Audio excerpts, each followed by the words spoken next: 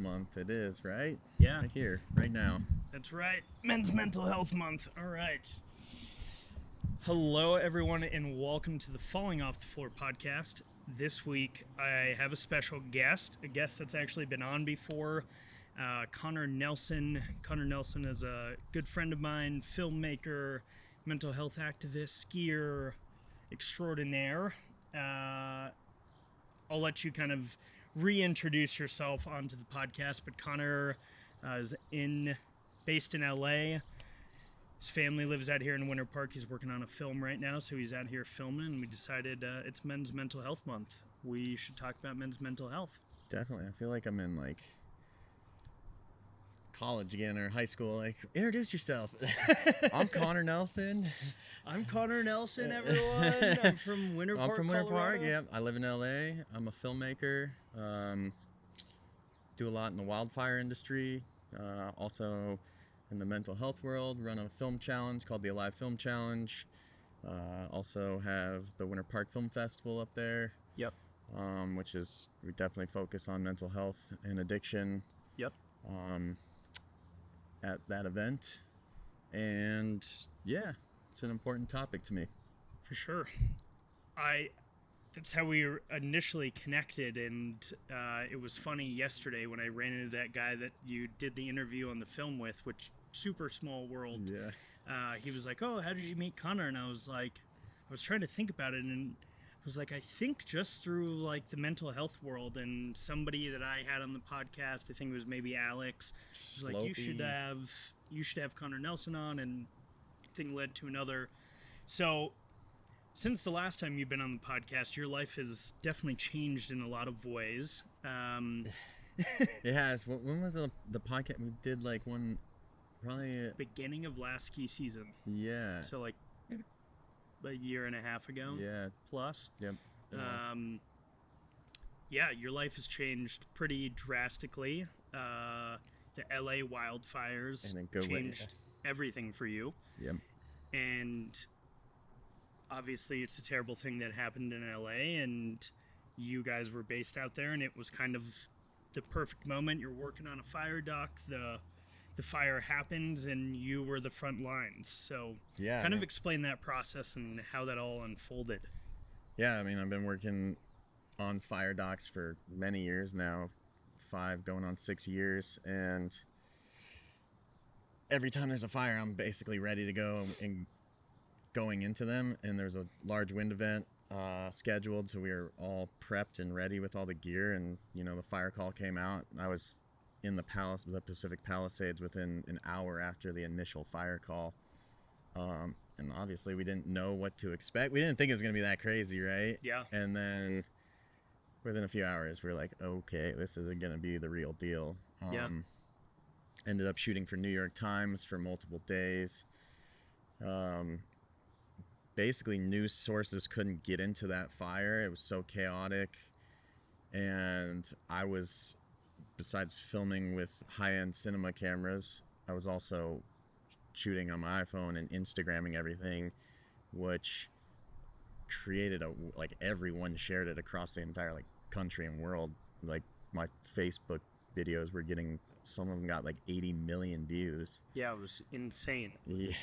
So my followers went through the roof. I wasn't even participating in it because I was just going into the fire and capturing content, posting it, putting my phone down, going back out right into the fire line in the dangerous situations, picking up my cinema camera, running around with firefighters, and trying not to get hit by flying trash cans and burning street signs and stuff like that. And I don't know. It took me a week or two to really figure out what had happened to my social medias and be sure. Whoa, this is kind of crazy. Yeah, and it opened up so many doors.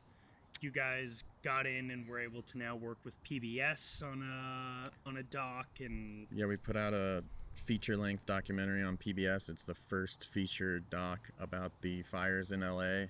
It's called Inside the LA Firestorm. It's free on PBS.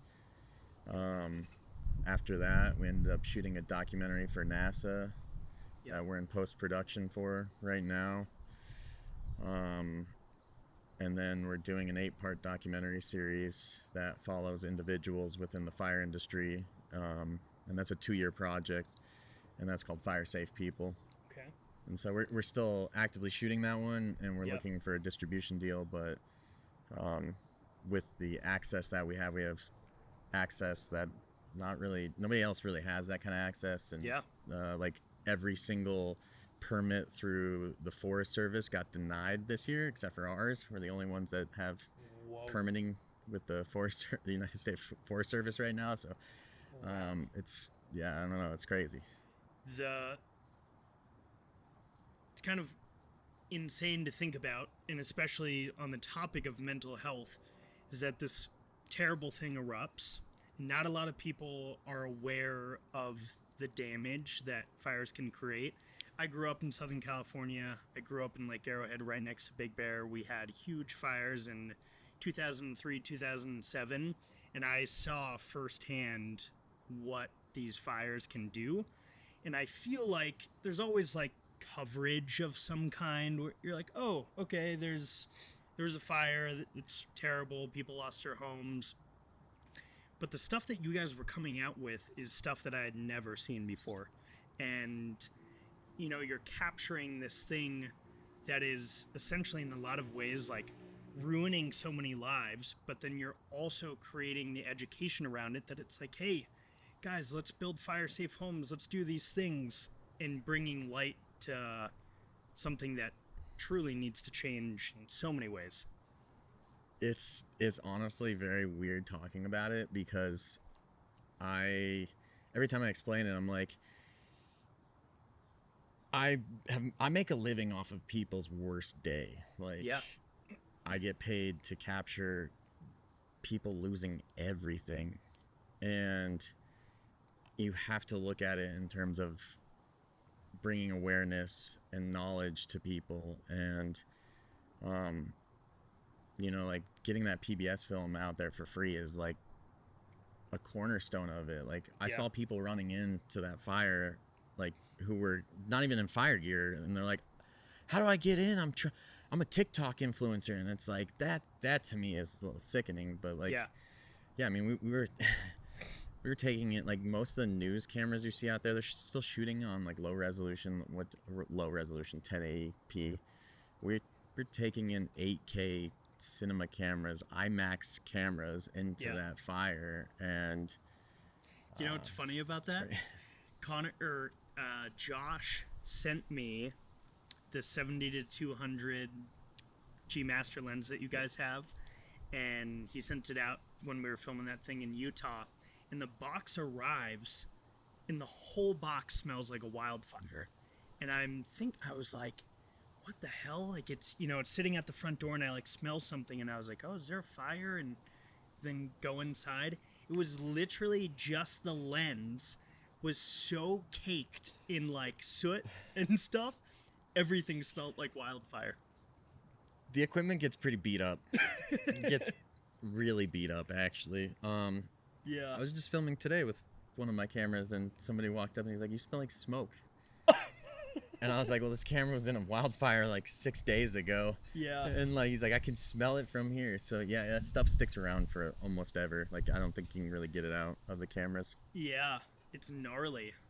So on the topic of what you were saying in mental health and the,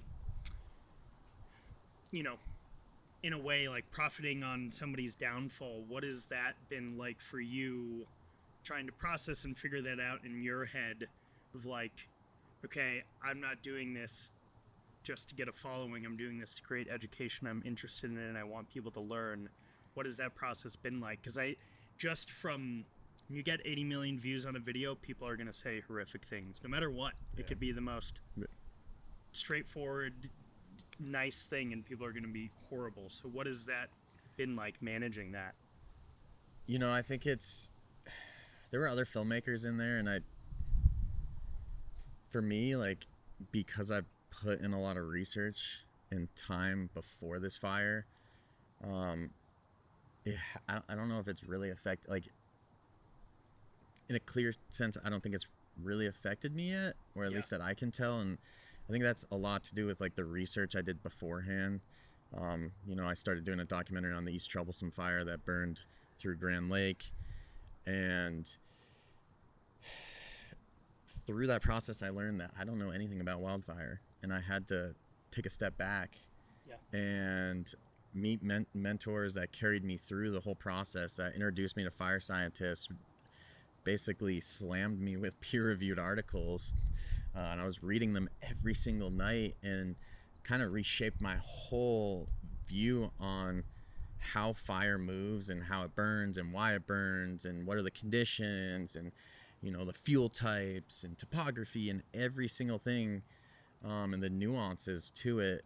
And so when this happens, it's just like, this is kind of like, this is where I'm supposed to be in life, like what I'm supposed to do. And it's just crazy because 5-6 years ago, when I came out of recovery, like when I came out of rehab, I had no clue. I was framing houses. I had no clue what I was doing in my life. Like my ski career had just ended. I remember crying on my way to rehab. My mom's driving me there, and I'm like, I was crying because I didn't know what my life was going to look like. Like, I thought it was over. And then I started doing this wildfire stuff, and it's just like continuity build, and it's like, I think I've really found my purpose in life, which is, it's just a weird art. Because my whole life I thought I'm just going to be a skier, like professional skier. That's what I used to tell all of my teachers. They're like, what do you want to do when you grow up? I want to be a skier. I want to be a professional skier. Yeah, I get that. It's funny how life throws us these curveballs, and walking out of rehab, not in a million years did I think I would be sitting across from somebody else in recovery, talking about mental health, talking about skiing, all these things that we're passionate about. When I was walking out of rehab, all I could think about was where I was getting my next pack of cigarettes, what, $15 an hour job am I going to get at McDonald's or whatever. And not in a million years did I think my life would unfold the way that it has. And in a lot of ways, this fire happened at the kind of the right place and the right time, and you guys were able to capture it and go in and actually create content that will be consumed for a long time and have like actual science, actual teaching, actual education behind it that shows people in a lot of ways these things are preventable. Sure, something's burning in the open forest or whatever, I'm sure there's even ways to prevent that too. But there are things that we can do. There's things that we can do in cities to build fire-safe homes, and things happen, in my belief, in life all for a reason. I don't know what that reason is, but your dominoes fell a certain way. I could go into the nuances of fire, and I don't want to right now because we're talking about mental health, but I will say that because I didn't go back to drinking or doing drugs, I just instead I used that time to read peer-reviewed articles. I would have never thought that in rehab. I'm gonna read articles about fire, but because I wasn't using, it interests me, and I used that time to continue to develop as a person. And when you continue to push into a career, and I think for addicts in recovery, this is important, because when you come out of your addiction, you have no direction. You're like, the world is your oyster. So be open to whatever starts presenting itself into your life. And if you feel drawn to that, put it all in there. Just invest your time. And if you continue to stay sober and clean, people will notice that and give you more opportunities. It's like when I got out of rehab, the person that gave me my first house, I was renting from, they were like, we've had a lot of people who want this place that are wanting to pay way more than what we need, but we want to give it to you because you just got out of rehab and you're trying to get your stuff together. It's simple. It's things like that you get presented if you do the work and you're open about it. So Yeah, I think a lot of people go into rehab, or say anything. You don't even have to be addicted to drugs. You could be struggling with mental health and you're sitting in your house and the phone feels like 1,000 pounds calling a therapist, or calling your boss and saying like, I can't come in today, like I need help, or calling your family and saying I need help. Those are those moments where people think that if they take the step to go into rehab, get a therapist or whatever, their whole life is gone, everything. And they put all the focus on, well, my kids need me, my wife needs me, my job needs me, school needs me, I have to finish my degree, all these things. And I used to try and tell people this when they were going like into a program, like, you're scared, you think you're giving up everything. It's like, you're not. You're the gaining life that you're everything. living, you're gaining everything. In the life that you're living right now, struggling with mental health, struggling with addiction, is not a life you want to live forever. That's the one you're actually giving up everything. Yeah, and that's pretty awesome. Yeah, somebody asked me actually yesterday. They were like, "Are you ever gonna drink again?" And I told them, "No, I don't see the benefits to it. Like, what my life has changed in the past 7 years of not doing that. Yep. I don't want to ever give that up." Yeah. Same. It's I get that question all the time. Oh, but someday, maybe when you're 70 on the porch. what, What's the point even then? if I think I got like the diagnosis of cancer, like terminal cancer, you have a year to live. Like, if I got that tomorrow, I wouldn't turn I gotta out. go live it up. Yeah, I'd be like, all right, we're going cliff jumping somewhere beautiful. Like, I'm traveling. I'm gonna go experience culture, food, friends, family. Not substances. I'm like, yeah, that's not what we want to do. And I think it's a difficult thing for people that aren't in recovery or haven't really struggled with addiction or even like severe mental health things. They're like, well, you can do it someday, right? Because it's such in so many people's eyes, a vital part of our culture that it's like, we can't go to the bar on Friday and have a beer. It's like, no, actually, I'm just gonna hang out with my friend, record a podcast, eat some dinner, hang out. Like, that actually sounds way more enticing than going to a bar and drinking a beer. yeah, it is. It's not hating on culture for designing it, but it is kind of interesting that we've gone that rabbit hole. And I mean, it's a social lubricant, right? For sure. It eases things up. For sure. And at first, that tension's like, I don't know if you had that experience, but like, big, awkward, like. Oh yeah. But that goes away quickly. It like, and then you don't feel that pressure, that urge, because I don't know. I've always used it as like a social lubricant. Same. And I think that's what a lot of people are terrified of. It surely was for me. When I was in the depths of it, my only solution was alcohol. Alcohol, drugs, they worked until they didn't, obviously. And then you're chasing that dragon, it's not quite there. But the thought of living life without it is even more terrifying. So it's like, how am I going to just have dinner with my family? How am I going to go out to a coffee shop and do work without thinking everyone's looking at me? And all these different things. And in reality, sure, that's there. When I first got out of rehab, I was terrified. It's like, whoa, this is all new. Like, what do I do? And I slowly learned how to have fun in recovery. And now I look back and think to myself, what was I thinking? Like, so much time wasted. And it's way easier said than done now, being 7 years in recovery, to like say that, because I know that there's people that are listening to this that are still drinking, they're still struggling, they're still in that point, and their mindset is the complete opposite of like, well, what if I take away the drugs and alcohol, what the hell is going to happen? Or if I take away the therapist or the Xanax or this, that, all the crutches, it actually is way brighter on the other side. You know what I've always said, like, fear is one of the greatest things.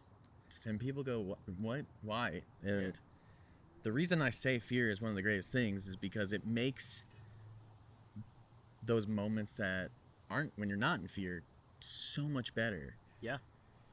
Like, when you're presented cliff jumping, for an instance, like, this, like, I might die on jumping this cliff. Yeah. I like to jump into, like, really high cliffs in the water. Input, small clip of Connor jumping off cliffs into water. Yeah. When you're done with that, you, like, feel the adrenaline rush, right? But if you look at it from a different perspective, you are facing fear, and then the golden moments after that are incredible. Yeah. Life wouldn't be the same if you didn't have those moments. Like, it just wouldn't exist. Like, That's where growth comes from. Yeah, exactly. It's fear. When you jump off those cliffs, I am terrified for you. I don't know what it is. I will do just about anything. I'll jump off cliff skiing. I'll do all this stuff. I'll backflip on a wakeboard, what have you. I'll do all these things, but cliff jumping has always been this, like, I'll jump off the cliff. I'm not doing, like, triple corks and whatever the crazy stuff you're doing. It's terrifying to me. Shout out to my mom, because I think she also, I know she's super scared when I'm cliff jumping. But I was just spent like 2 weeks in Northern California with all the young guns, 21-year-old, 20-year-olds that are, like, taking the sport and just going insane with it. And, like, finally I was like, I felt like I could, like, hang up the hat, like, sit back on the sidelines and just, like, film and chill. Like, I was like, these guys are doing, like, triple flips from 70, 80 feet with, like, 5 spins, like, you know, like, they're going full in, full out, like, another flip, and, like, it's like I watched, I'm good. I don't know the guy's name, blonde hair, longer blonde hair that you were with. Reagan Popoff or Ryan Bean? Yeah, one of those guys. Yeah. I started following them. They posted this video. He's running across a bridge, jumps up over the guardrail of the bridge, and does, like, kind of a Superman over it. And my first thought was, like, Simon Dumont X Games, like, whenever that was, like 2010, when he did, like, huge laid out double front that was blew the socks off the Simon Dumont Tanner Hall era. But my first thought is, like, if his pants clip on the guardrail, body's going flying. It's crazy. This guardrail is 4 feet tall. Like, you gotta have some hops just to get over it. And he's doing, and it's 70 feet above the water. Yeah. And he's doing a triple flip. After he dives over and then does a triple flip. Yeah. Where did this cliff jumping obsession and love come from? Where did this come out of? I think I've always loved being in the air. I've like constant, like, even before I was, like, since I was young, I've always been drawn to that, and cliff jumping in the summertime. When I got sober, my good friend Zach Steele, RIP, he was really pushing the sport, like 120-foot double corks at Havasu, that crazy waterfall in Arizona. And, you know, I looked at him, and I needed outlets at that point. Like, so I was like, hey, man, I love what you're doing. Like, will you introduce me to the cliff jumping community? He sent me a pin. He's like, be here next week.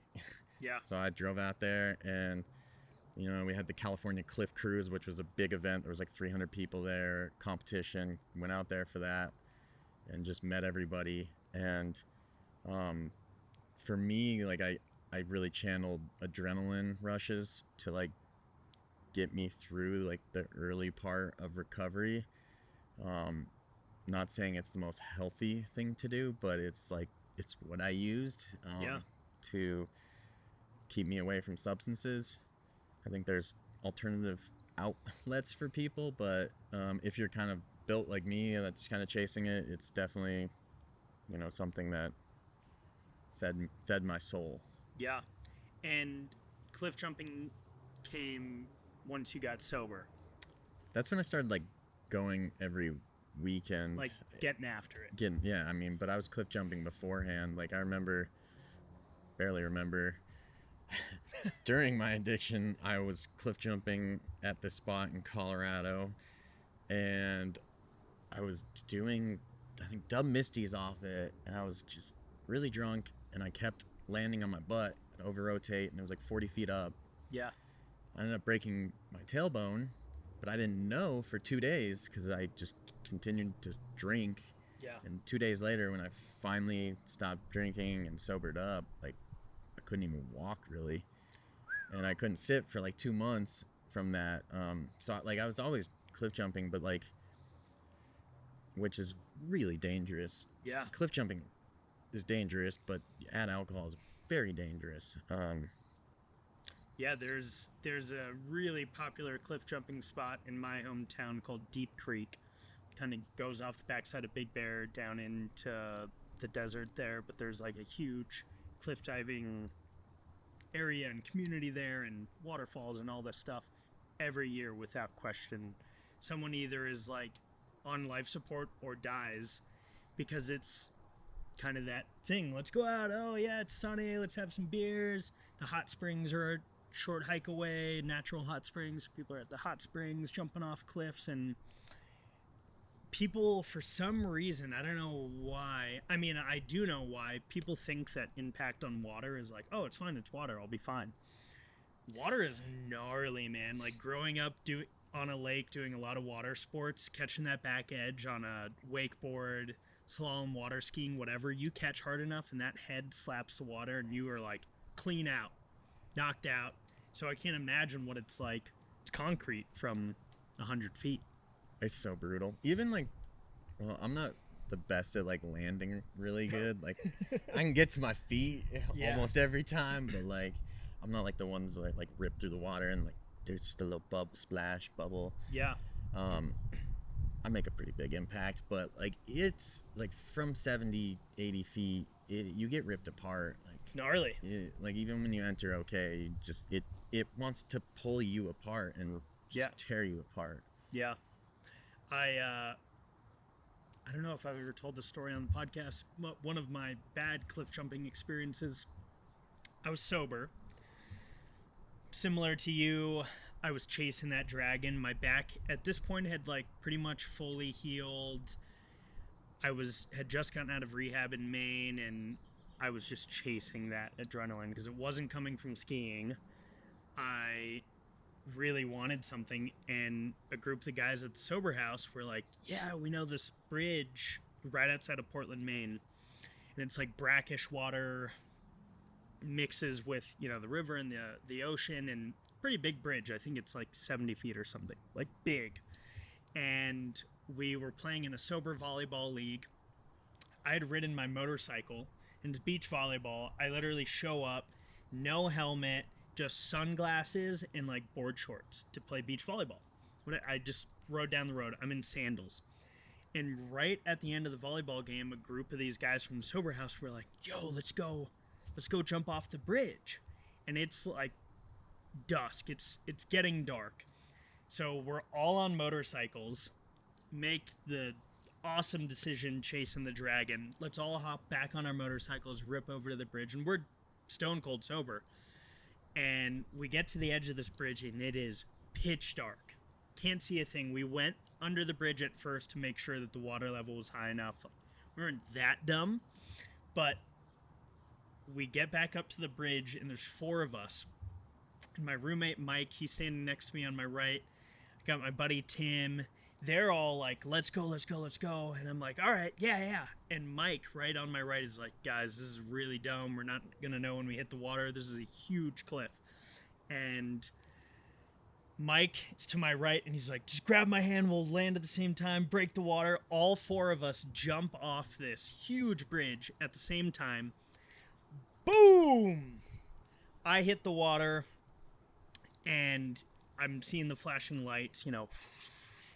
Head hit super hard. Knee landed at a weird angle, and I'm still having problems in this knee to this day. And I'm having this like horrific pain in my hip.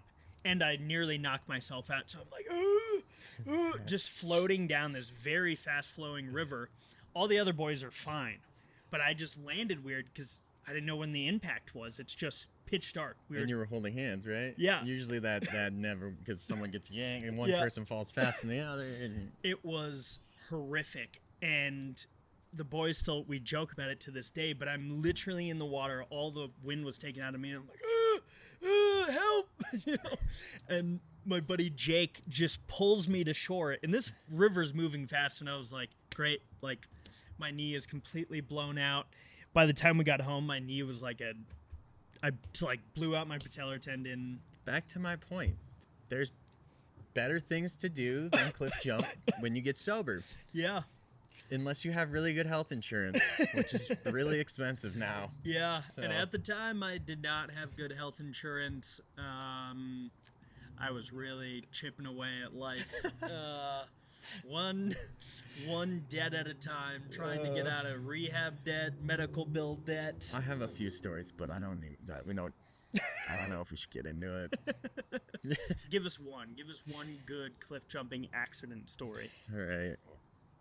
So Radium Hot Springs has like a 45-foot cliff. Everyone calls it like 80 feet. I've known people that have broken their back there. There's a shelf.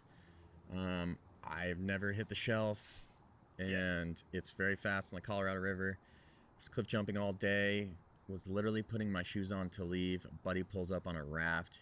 Connor, what's up? Let's jump. It's, I think, 5 p.m. All right, take my shoes off. I was doing like standing backwards, back double cork 12s off of it. Not running into it. And it's slanted. It's not straight down face. So you got to push out at least like 10 feet. Yeah. And then I just went up instead of back. Yeah. And like we're in the air, I'm like, oh, I'm hitting the wall. Landed in the water, but immediately hit the ledge. My legs pigeon-toed out. My ass hits the ledge. I flip over in the water, and my shin hits another ledge. Oh my god! And like I'm like under the water, like, okay, back's probably broken. Kick. Like, yeah. Oh, we're good. Yeah. We're good. So I start swimming up, get to the top. It's freezing water. So I'm like, I'm good. So I start swimming over, and then it just like starts hurting. I'm like, okay, ow, get out. I cut my shin, like a nice like 8-foot gash all the way down to the bone. Oh. It's just pure white with like some carnage leaning out of it. Oh, so I'm looking at it. I'm like, it's bad. Jesus. I start to walk, and then I can't walk on my right foot. And I look at my foot, and the toe's hanging off because I cut it all the way down. And none of us had like trigger warning. I'm sorry, Mom. None of us had like any sort of bandages. So I think one person had like some electrical tape on their backpack. So I'm like electrical tape in my toe and like a little part of my shin. Oh, and it's 2.5 miles out to the car. So like walk. Yeah, so I'm hobbling out, and then I drove an hour to my house. I was in like, Winter Park. And I was like, I'm gonna clean it out, and we're good. Yeah. I'm calling my buddy, and I'm like, I can see the chips in my shin, like the chip from the rock. God. And he's like, if you don't go to the hospital now, like you could get staph, like lose your leg, like your leg hit the rock that's under the water. So ended up getting stitches 4 hours after. They were just like, you're an idiot. Oh my god. Yeah, so that's a bad one for me. Woo! Yeah, cliff jumping's fun and all. I think I can go without doing crazy stuff. It was funny last year. You texted me right before Winter Park Film Festival, and you're like, Alex is coming out. You got to come cliff jumping with us. And I'm seeing the videos you're posting all summer, and I'm like, yeah, okay, yeah. I'll go cliff jumping with you guys. And I'm thinking to myself, and it didn't work out because Alex, he had a car issue or whatever, couldn't come out. And secretly, when you guys were like, yeah, we're not gonna be able to go, I was like, thank God. Thank God. I will go cliff jumping. I'm not going to be throwing crazy double corks. I'll just run and jump off the thing, and I will be shitting bricks the whole time, but I'll do it. Scarier because you see the whole thing. Call them SJs, straight jumps. Straight jumps, SJ. SJs. Like an SJW, a social justice warrior, but a straight jump warrior. Yeah, SJW. I like it. We'll add the W to it. straight jump. Straight jump warrior. I kind of like that. That's nice. Maybe that is what we'll put on a t-shirt or something. I haven't straight jumped in probably 15 years. What do you do? What's your initial backflip? Double Misty. You just know the rotation perfectly. Honestly, like from higher cliffs, it's just like so much more smooth. Like you don't have to set too hard. Like singles from like 80 feet, like you're like, yeah, you just like don't even set, and then you have to like pull it over. They're really hard. Singles from big cliffs are, in my opinion, really hard. Yeah. Doubles and triples are much easier. I mean, it's the same thing even when skiing. When we're hitting big jumps. Yep. Just doing the front flip, just doing the back flip, just doing the flat three. So much harder. It's really difficult, and the air awareness too of, okay, I'm coming, we're doing this slow. It's hard to judge it. Yeah. I can only imagine. Like I see those guys. I started following that crew you were with that are doing these like huge. In when I went to Oregon, and filmed Ryan Bean. Actually, I don't think I'm allowed to tell this. It's fine. I don't know. I don't think I'm allowed. Like they might get mad. Okay, we'll leave it off. You'll see it. Check his Instagram. Ryan Bean did some crazy stuff that I had the pleasure of filming. It was cool. Wow, that is. It's big, very big. Yeah, well. That's a good stoke meter. We'll have him repost this, and it'll get the people hyped up. Yeah. They'll come over to Ryan. I didn't leak it, Ryan. Yeah, didn't leak. You heard it here first, folks. No leakage. So, cliff jumping, obviously, it's a release for you. It's something that you do to help get that bug out. I get that bug. In terms of like the adrenaline junkie, skiing, wakeboarding, mountain biking, all these things. So I understand that. I don't think a lot of the normal, as I would say, human race quite understand what we do on skis, what we do in the outdoor community and stuff.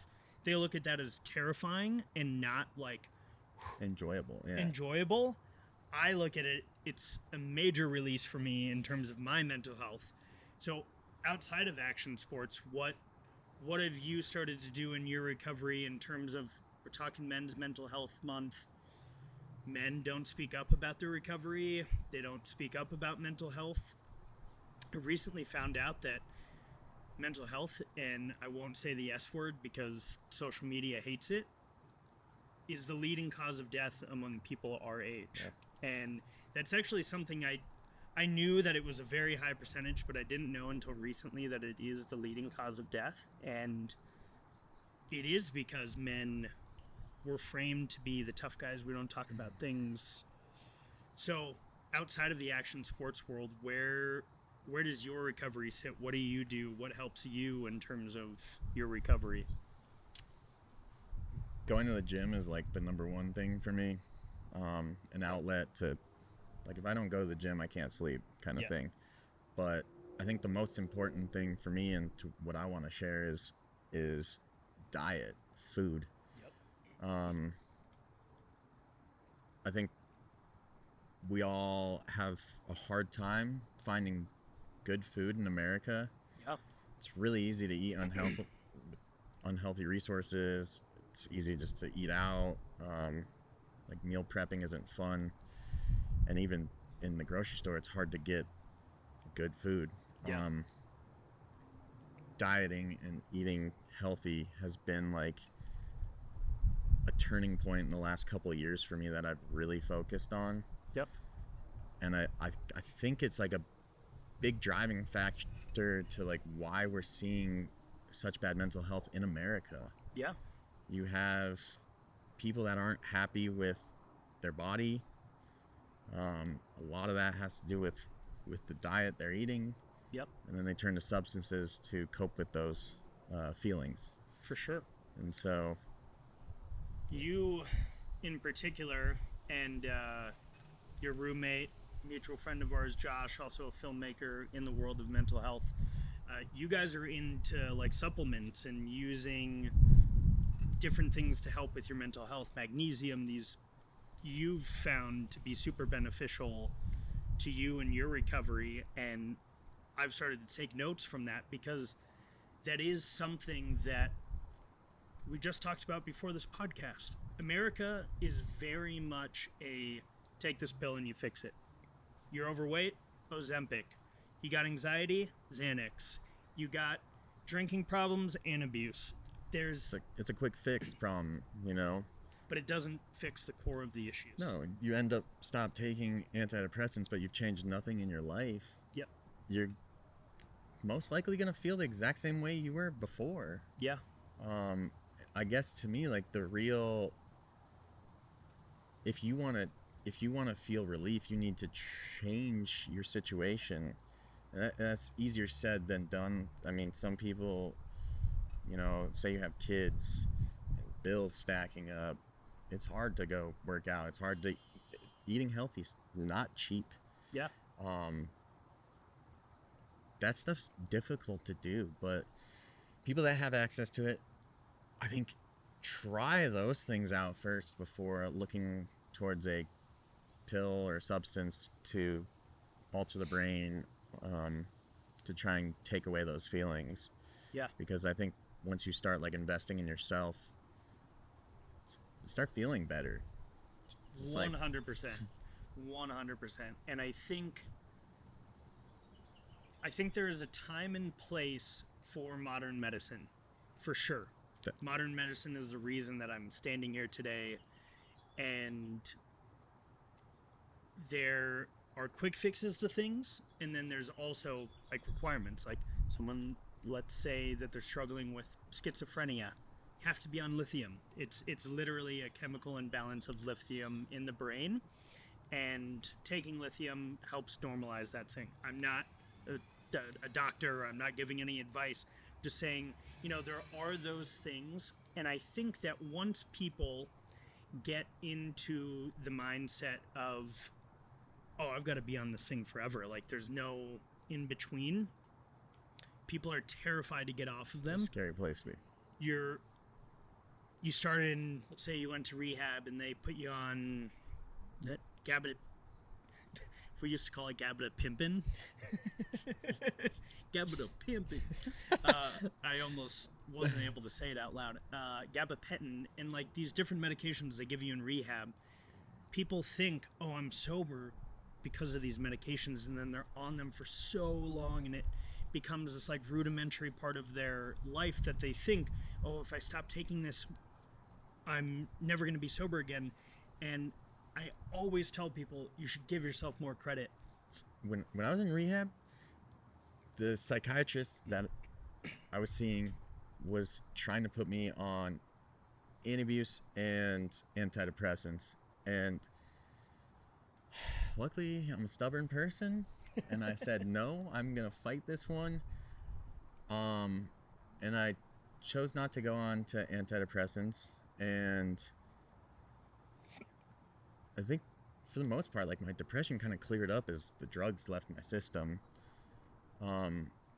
And it's crazy to see that there's like, just get on this stuff. And it's like, try to change some things, try and change your diet, try and change how active you are. And if that's not working, then turn to, you know, more Western medicine. For sure. And like, I'm in Colorado right now. I live in LA, but I'm filming a psilocybin documentary, like for PTSD, depression, anxiety. Yeah. Which, you know, is crazy to see the forefront of that, how that's being implemented, and what, you know, I haven't personally experienced taking it in a clinical setting for depression, but hearing people talk about it and kind of seeing some of the results and the science behind it, like almost would, in my doctor's opinion, would rather see somebody take a plant medicine than a, you know, a chemical made in the lab. But same. And I think there is that balance. As we were talking about before the podcast, we're in this nation, actually a world, to be honest. It's all over the world, especially in the United States, though, that you can take something to fix it. All your problems can go away if you take this one little pill. You got back pain, Oxycontin. You got this. There is a pill for everything. And I think that grouping some of these drugs that are kind of the new wave, let's say it's ketamine or psilocybin, into that drug addict mentality of, we can help fix drug addicts. And this is my belief, and it's reason I haven't taken psilocybin or ketamine or any of these things, is you can't fix a drug addict with drugs.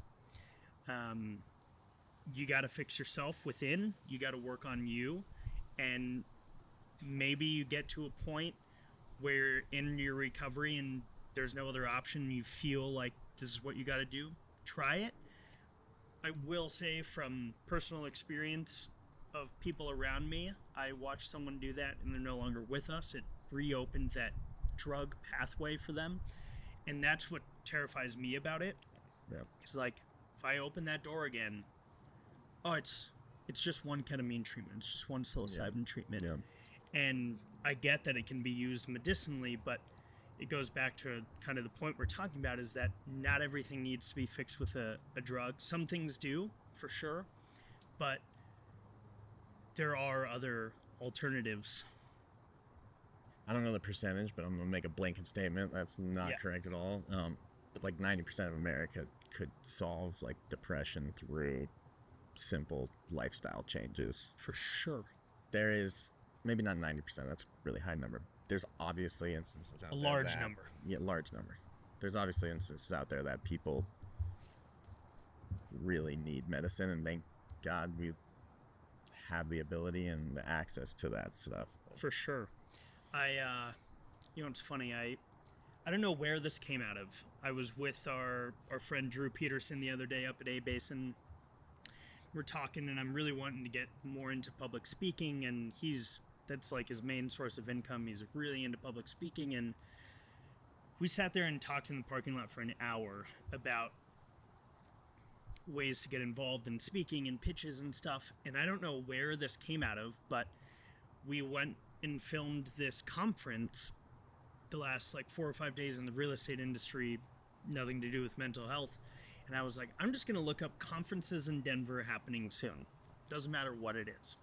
So the first thing that pops up is, I can't even repeat the name perfectly, but it's like the National Association of Spine Doctors, something along those lines.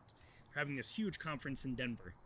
So I'm sitting there and I'm thinking like, wow, like without a spine doctor, there's no way I would be sitting in this chair.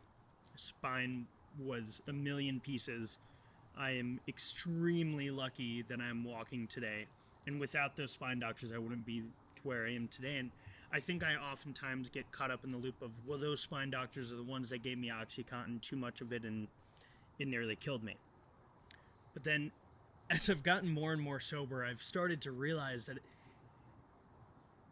those doctors were making the best decision, that they knew how I was in extreme pain. They're giving me the medications, and I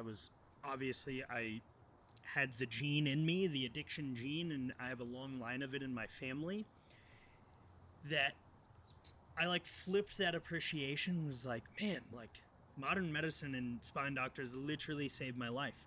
They're having this big conference, so I wrote up this little thing and I just sent a message on Instagram literally late last night, because I was like, maybe I could go like speak at this spine conference about my experience of,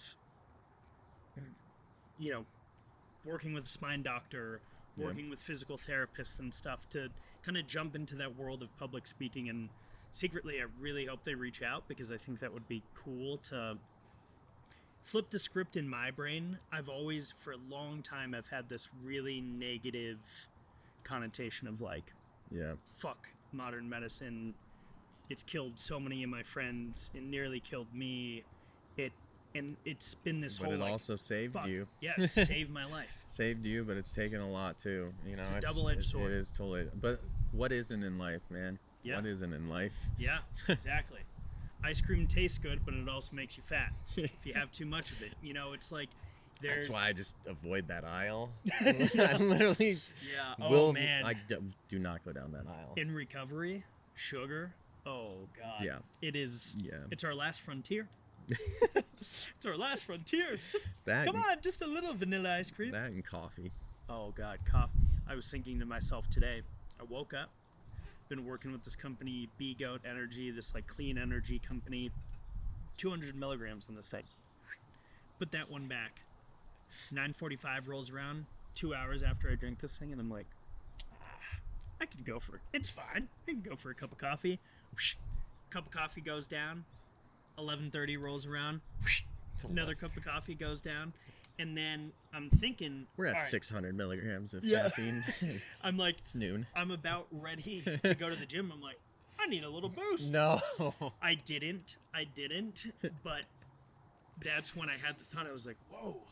My caffeine intake recently has been really high, and I think I've been in a heavy work grind recently that, I mean, you know, with like shooting, you've got these like super long days and then short sleeps, and then you're back on set, and it's this cycle that I was getting into, this cycle of, okay, we're up at 4 a.m. We got to get these shots, boom, boom, boom. 7 o'clock rolls around, you eat dinner, you go to sleep, and then it's like all over again.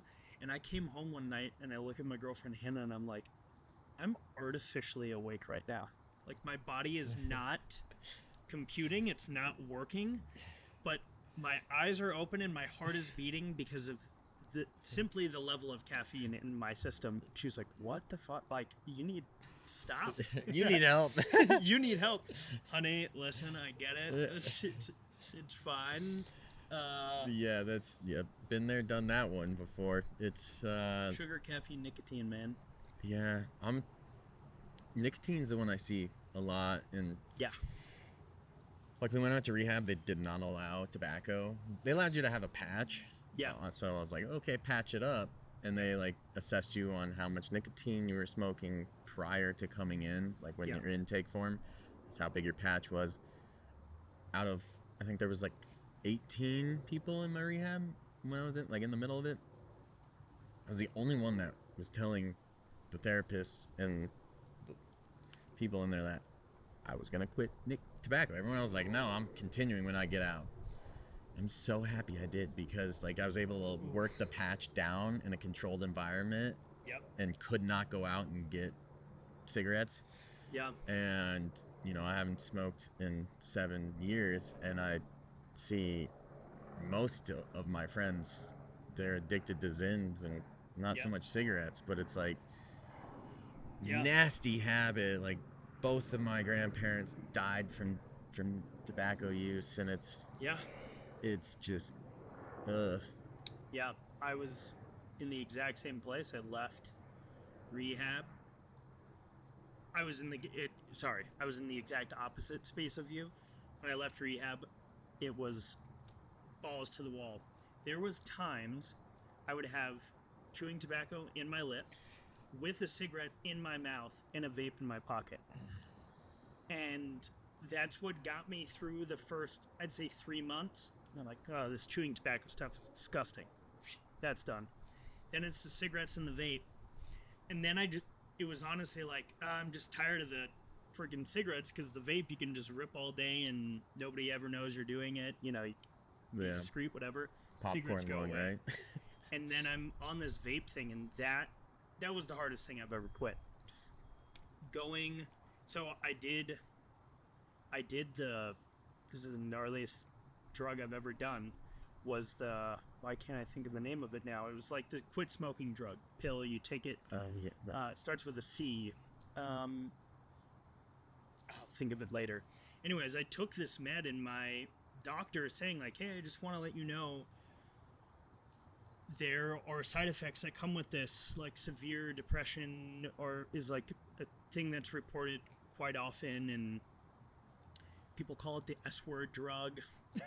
That it, like, for some people it like literally drives them crazy. And so I took it, in the first week I was like feeling way off, but the last thing in the world I wanted to do was smoke. Like, I'm done smoking. And it worked. it worked for sure, but to anyone listening to this, be careful. Yeah. It is a slippery slope. It's like this. It's like one of those things. Like when you get out of rehab or get into recovery, you're like, I'm so happy. I'm not like the drugs and alcohol don't have me. Like the devil doesn't have me anymore. But then they're like, oh, cigarette. Like it's like the devil still got you. Yeah. And I mean, like coffee's the same way, but like it's a much better evil than the evils we were facing. I haven't heard of anybody dying from coffee at like age 40 from cancer. No, I don't think that one's happening. It comes out of the ground, it's fine, right? Yeah. So does weed, psilocybin, all these things. So, Men's Mental Health Month is an important month for all of us to realize that it is okay to speak up. I didn't want this podcast to be just us sitting here and talking about men's mental health. What we're doing right now is what a lot of men don't feel comfortable doing, sitting across from another man and just having a conversation about things that aren't the easiest things to talk about. Yep. And that is the sole purpose behind all of this, is just speaking up. It's super hard, but it gets easier. It's just like when we first get out of rehab, it's terrifying, but it gets easier. Putting on your shoes is hard getting out of rehab, you know, like it's a little shaky leg Johnson. Yeah. No, I think about this, like I was just filming all day today and now I'm here sitting with you talking about mental health. Yep. Normally after a day's worth of work I would have been going to the bar. Yeah. It's way better than doing that. Yeah. And now we're gonna eat some I'm not healthy spending food. Money right now. It's great. Yeah, it's awesome. Looking at your beautiful face. Blaze. So every podcast, you've already done this before, but we end it with a burning desire. You know what that means because you're from the world of Alcoholics Anonymous. So is there any burning desires, anything you want to leave with the audience? Let's keep it focused to men's mental health. Is there anything you want to leave the audience with you think is important when it comes to men's mental health? I think checking in on your friends. Huge. You know, we're coming out of winter right now, going into summer. Things are opening up. Be outside a lot more. Maybe your friend being secluded, but check on your friends. Ask them how they're doing. Pull them out. Enjoy some time. Get outside. Yeah. Beautiful state we live in, or you guys live in. Yeah. I live in technically the more beautiful state now. Wow. Right? Well, that's what I've been told, right? California. I grew up in California. Oh. I lived there for 18 years. We canceled each other out. It's because you guys Flip-flop. invaded Colorado. I decided Colorado invaded California too. What's the flip? That's what I'm getting back at you guys.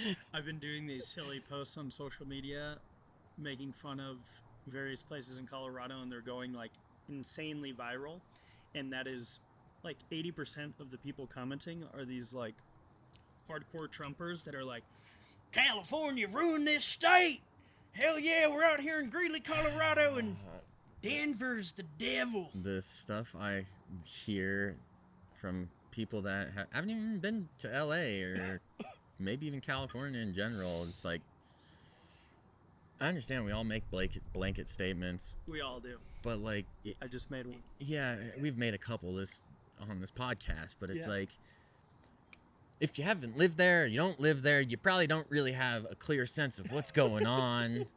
So maybe just leave your opinion out of it, you know. Just leave it at the door. Who cares? We're all living here. We're all having a blast. We get to go up to the mountains, man. It's not that serious. It's not that serious. Right? I don't care where you live. We're fortunate to live in America and experience the freedom we have and just be happy and embrace it. Like, you know. Yeah. I think a lot of people are upset that they live in this country a lot and they burn buildings and throw stuff everywhere. And I gotta tell you, I wouldn't want to be living in Ukraine right now, or Israel, or Iran, or any of these war-torn countries that these people don't have a choice. They don't want to be there. Yeah, they do not want to be there. A guy just had on the podcast last week. He just made a post today. He's in Uganda. He's traveling all over Africa. He's in Uganda right now. He's got a podcast himself. He's recording a video with this guy in Uganda, and he said, "What's your one dream in your life?" And he said, "My one dream in my life is to visit the United States." And this is a guy with nothing. Yeah. Doesn't have a phone. He's living in the jungle of Uganda, and that's where he wants to go. And he put a little caption. He said, be grateful for what you have, because these people are literally living in the jungle with nothing. Nothing. And I'm guilty of it. I'm sure you are. Everyone in this country is, that this is so terrible, and these things that are happening in politics and that. And it's like, let's take a second and like, this is pretty cool that we can do this right now. It's also feeding into like the depression and stuff, and like if you can just take a step back and get out of that, Yeah. maybe recovery will happen easier too as well. Yeah. The politics might be driving some of the depression of this country. Yeah, for sure. And like, I feel pretty fortunate that we can sit in this backyard right now and not worry about something flying over our head. And so I was working out in Woodland Hills, California 2 days ago, and Starling shot off Falcon 9. Oh yeah. And so I'm standing there in the parking lot. I like put the squat bar down. I was like, I'm gonna go outside and watch it, and it's ripping across. I've never seen a rocket launch before. And this younger kid standing next to me, and he's like, that's amazing. And I look at him and I go, imagine like 100 of those flying over the city that you're in, because that's what's happening in Israel and Iran. And he just like, it was like, you could tell I kind of ruined his rocket launch, but that's what, that's what I was thinking about. Me too. I think about that all the time. It is, I can sit here and be frustrated that a doctor gave me Oxycontin. I can sit here and be frustrated about all these things, but at the end of the day, I'm sitting in a nice backyard in a city with a friend. Still breathing. And have the freedom to have this conversation right now and post it on the internet without worry of someone showing up at my house because I talked about something that politicians or whoever from the country don't want us talking about. Yeah. We have this freedom of speech, and I get it. Believe me, I get it. There's bad things that happen in this country. I'm not discounting those things, but I did appreciate seeing that today, that this guy that I just had on the podcast last week being like, guys, let's just take a second and be grateful for what we have, because these people in these countries that he's in right now, they would do anything to be sitting here with us right now. Anything. Yeah. So, yeah, that was a long-winded burning desire. Yeah. But I feel like it was an important topic in today's... It is. It's relevant right now. Yeah, and very relevant news. Well, people know where to find you. ConnorNelson.dop.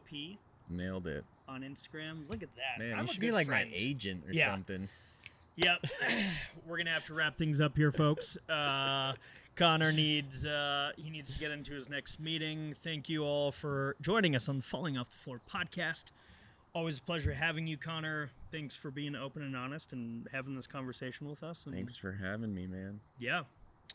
This episode of the Falling Off the Floor podcast is over. We are out. Peace.